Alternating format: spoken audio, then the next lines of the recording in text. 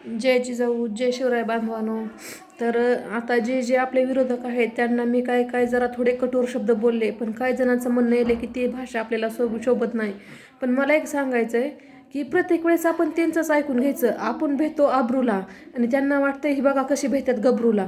मग आता ह्याच्यावर करायचं काय? किती वेळेस ऐकून घ्यायचं आणि अत्याचार किती सहन करायचा मला सांगा. पण मला तर असं वाटतंय की कुणाला काही जरी वाटलं तर जे योग्य आहे आणि जी योग्य पद्धत वाटते ती मी शब्द त्यांना वापरणार. कारण की जरी आता त्यांच्या हिशोबानं त्यांना किती पण गोडी सांगितलं त्यांना फरक पडत नाही. त्याच्यामुळे जशी त्याची अवकात असेल तशा शब्दाचा मारा त्याला 100% मी देणार.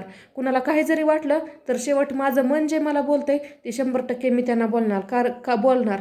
कारण की छत्रपती शिवाजी महाराजच म्हणतात की अन्याय करणाऱ्यापेक्षा अन्याय सहन करणारा जास्त गुन्हेगार ठरतो. त्याच्यामुळं अन्याय सहन करून घ्यायची काही गरज नाही. कारण की आपलं घरदार कुणी चालवत नाही. आपल्या हिमतीवर आपण जगतो, आपलं घरदार चालवतो. मग विनाकारण कोल्या कुत्र्याचं ऐकून घ्यायची गरज काय?